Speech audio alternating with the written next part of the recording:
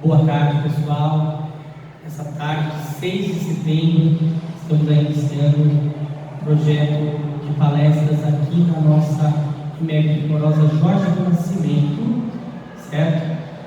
Para os pais e alunos do estudo que estão seguindo aí, assistindo essa gravação, peço que anotem aí as falas e também assistam e vejam aí as fotografias colocadas para vocês, certo? Muito obrigado, vamos às palestras.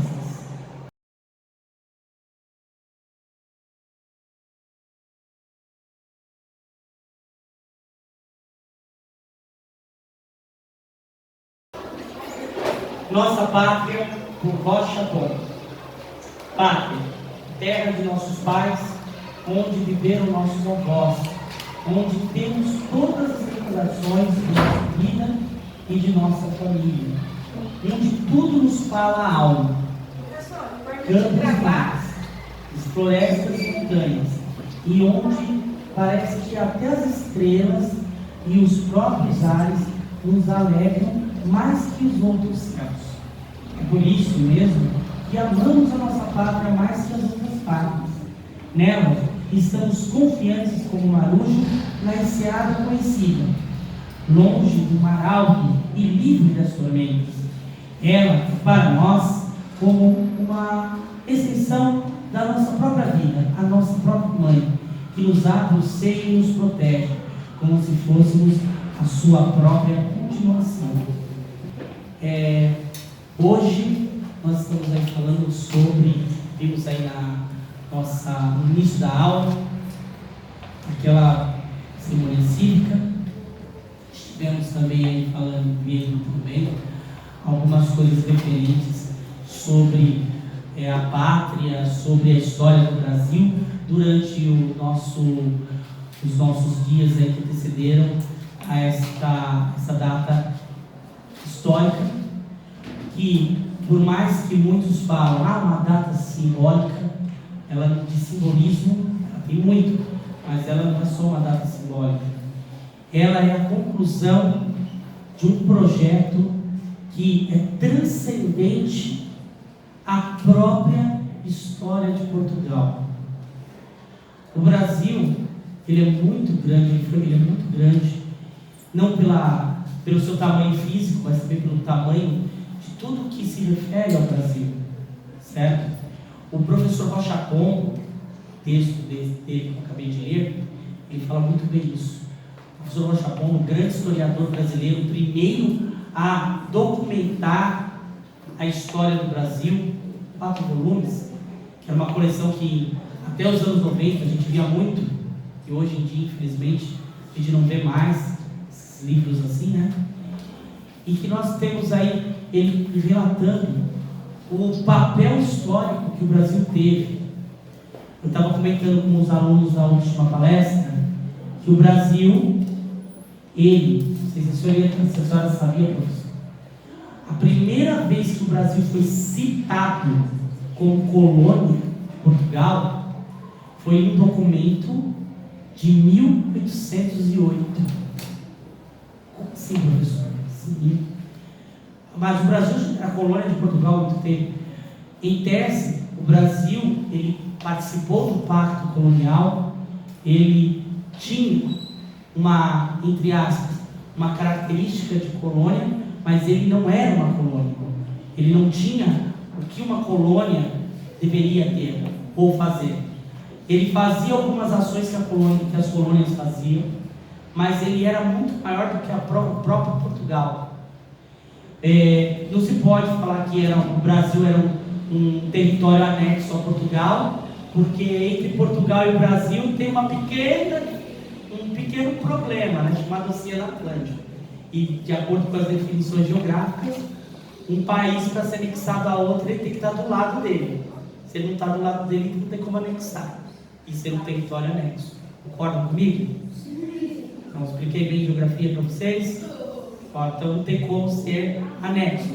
Por isso que nem as ilhas portuguesas são anexas a Portugal. Elas são partes de Portugal, mas não quer dizer que são anexas a Portugal. porque elas não estão ali encostadas a Portugal. Tá.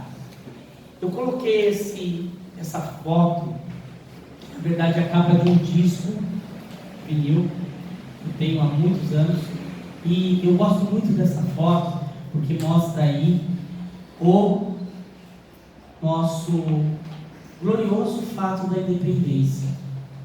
Abaixo dessa construção tem a capela onde estão os restos mortais de Dom Pedro, os restos mortais da família imperial. E, além disso,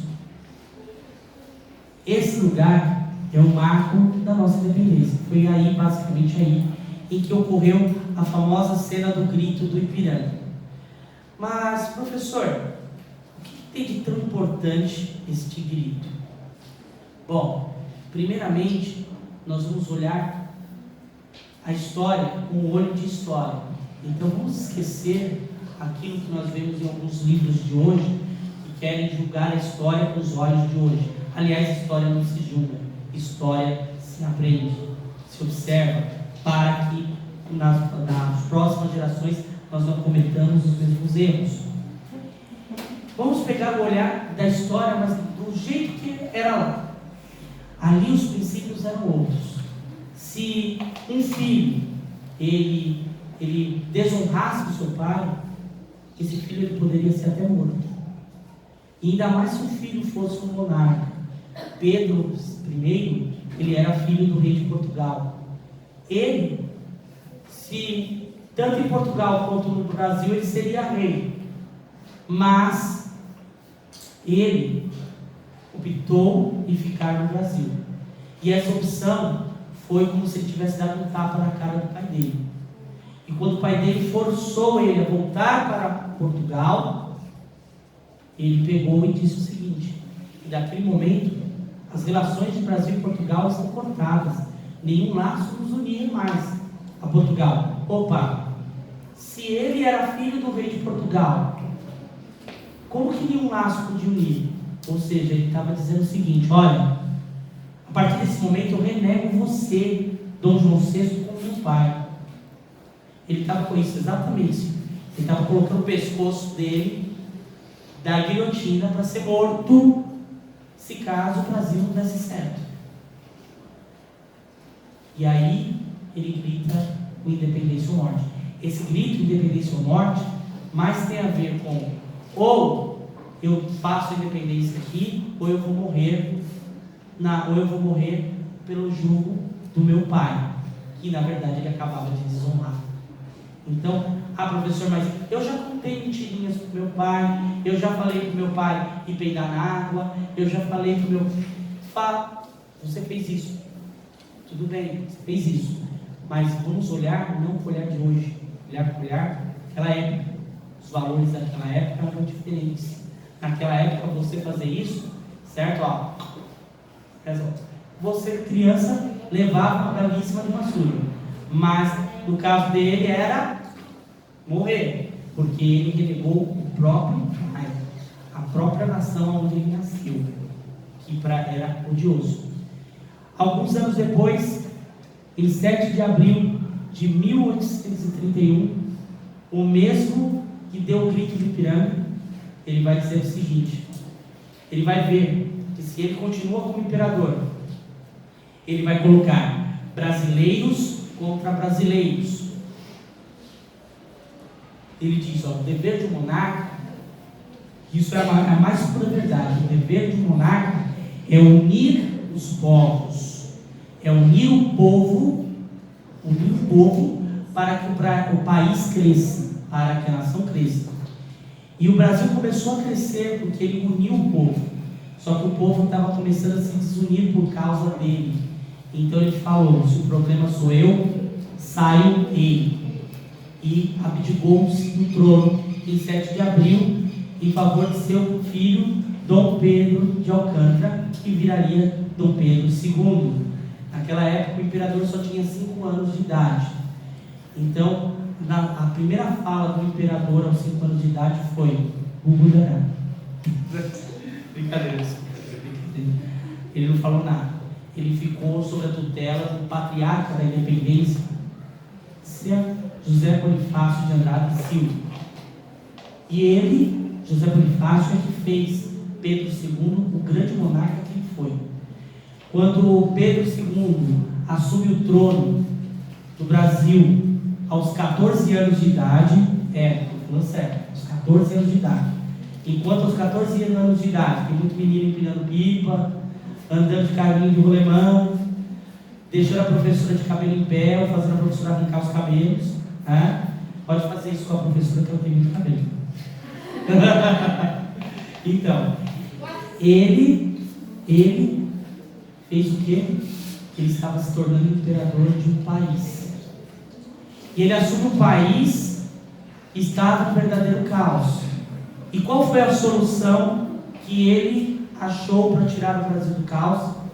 Foi exatamente unir os brasileiros.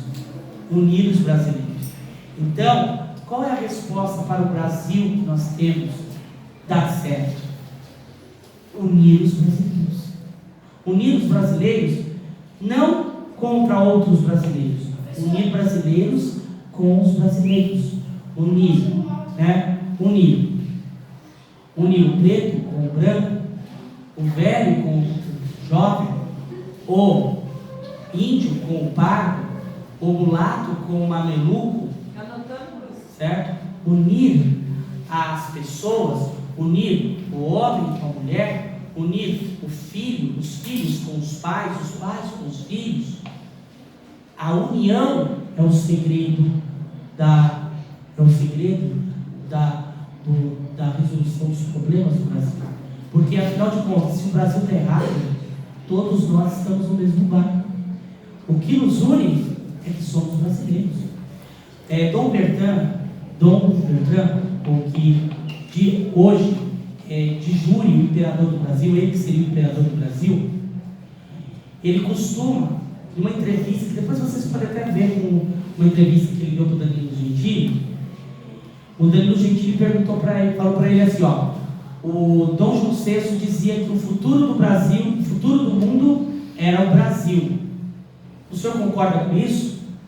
Aí ele falou, completamente. Aí todo mundo se assustou, mas como você concorda? Sim, concordo completamente. Porque o Brasil, dados do Embrapa, eu não estou mentindo, dados do Embrapa. Tirado hoje às 3h13 da tarde. Dados do Embrapa. O Brasil produz por dia o suficiente para alimentar por dia 3 bilhões e meio de pessoas. Ou seja, quase que a metade da população mundial é alimentada pelo Brasil. O Brasil tem uma terra cultivável imensa. O Brasil tem um povo ordeiro, trabalhador. O Brasil tem um clima bom. O Brasil tem tudo para dar certo. Sim, nós temos um problema político e um problema grave. Problema esse que começa lá em 15 de novembro de 1889. Começa o problema ali. Mas o Brasil ele tem um povo bom, ordeiro, trabalhador, tem um solo excelente, cultivado, tem um clima bom. Por que o Brasil não dá certo? O Brasil não dá certo porque dentro do Brasil há pessoas. E quando eu digo pessoas, eu estou falando, às vezes, dentro da escola, na rua, na calçada, porque pode ser que tenha calçada, na igreja, no barzinho, que promove a desunião dos brasileiros, dizendo, lugar de fulano é tal lugar, nosso lugar é aqui. O lugar de todo mundo é o lugar onde está. Um professor que lecionou aqui alguns anos atrás, ele discutiu comigo uma coisa. Nós estávamos indo para um lugar e a gente teve que passar na Estação da Luz. E lá na Estação da Luz tem um quadro. Eu mostrei para ele aqui o quadro, uma foto de 1910 que mostra o bairro do Campos Elíseos, que era onde morava o governador de São Paulo naquela época. E assim, você vê um palácio muito bonito onde morava o governador de São Paulo. Na época era Carlos de Campos, governador. E do outro lado, você vê assim, na mesma rua, você vê na foto, casas bem humildes, quase não barracos, que eram casas feitas de alvenaria, mas casas humildes, gente ali que estava ali, passava frente à casa do imperador, do governador, conversava com o governador, certo? Gente vestida de trajes bonitos, trajes imponentes, pessoas vestidas humildemente. Então o que você olha? Que naquela época não tinha divisão. Era o governador Guarani, tem ali aquela mulher que vende leite na padaria, aquele padeiro que mora ali, tem o sapateiro que mora ali na frente da casa do governador. Não tinha uma separação, era todos juntos. E o Brasil tentava caminhar, certo? Então, qual é o segredo, de acordo com o Bertrand, que é o maior princípio dos monarquistas? Eu, como monarquista, falo isso, é o maior princípio monarquista: a união do povo. O Brasil só vai para frente se o povo estiver unido. Se o povo estiver unido. Enquanto tivermos essa desunião que nós temos desde 1889, o Brasil continuar do mesmo jeito que está. Então, cabe a nós professores orientar vocês a unirem-se, a não ficarem, eu pertenço ao movimento tal, eu pertenço ao movimento tal. Você pertence a um único movimento, a um movimento chamado Brasil. Porque se o Brasil vai às favas, todos nós vamos à fava. Não vai ser o movimento do pé limpo que vai se salvar se o Brasil for à fava. Porque do mesmo jeito que o movimento do pé limpo está no Brasil, o movimento do pé sujo também está. Isso é claro na suposição, não é uma brincadeira. E é exatamente o que vocês têm que pensar: a união, unir o Brasil, certo? Porque o Brasil, como diz o hino, é um gigante pela própria natureza. Mas todo gigante começa pequeno. E vocês, mesmo pequenos, são parte desse grande gigante. E se você quer um Brasil grande, você tem que ser grande. Se você quer um Brasil medíocre, você tem que ser medíocre. Então, se você é grande, o seu país é grande. Se você é medíocre, o seu país é medíocre. Nessa foto aqui, é uma edição especial de uma revista publicada pelo Pró-Monarquia, que é a Casa Monárquica Brasileira.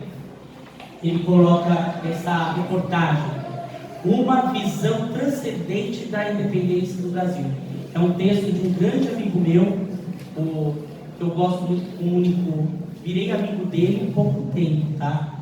Há poucos dias, que é o Ibsen Noronha. Ele é professor e doutor em História na Faculdade de Coimbra, a maior faculdade de Portugal. E ele fala exatamente isso. O Brasil, lá no começo dele, ele tinha como princípio ser uma nova Portugal na América. E hoje o Brasil, ele não só superou esse princípio, mas ele também se tornou o quê? O grande provedor do mundo. O grande provedor do mundo. E nós podemos ser o maior país do mundo. Mas basta uma única coisa: querer. Querer que o país seja grande, todo mundo quer. Mas o primeiro e o mais grande princípio é você querer ser grande. Não desunir, mas unir. Então, para que o país seja grande, você precisa querer ser grande. Ser um excelente aluno na escola, ser um excelente filho para seus pais, ser um excelente cidadão, certo? Cidadão ou cidadã, certo? Um excelente cidadão para a sociedade a qual vive, certo? Proteger e amar os indefesos. Isso vai fazer. Pode ser que você sozinho não vai arrumar o país. Você sozinho fazendo isso, garanto para você, Você não vai consertar o Brasil fazendo isso sozinho. Mas tenha certeza de uma coisa: você foi o primeiro tijolo para edificar este país que é gigante pela própria natureza. Muito obrigado.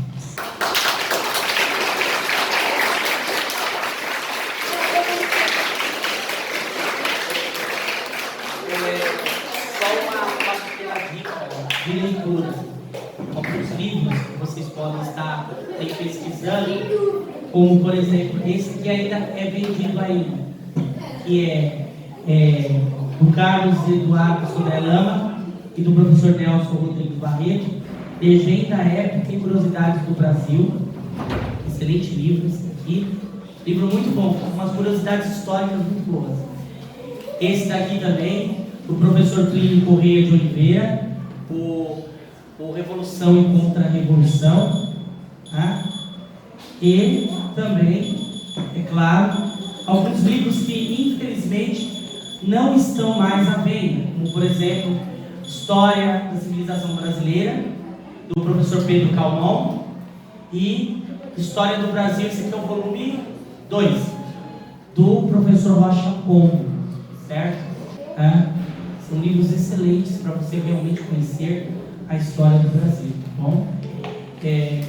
Agradeço aí as palmas e espero que um dia eu veja, ou aqui da terra ou lá do céu, veja o Brasil coroado com as glórias que realmente o Brasil deveria ter e que deixou de ter desde aquele fatídico dia de 15 de novembro de 1889. Muito obrigado,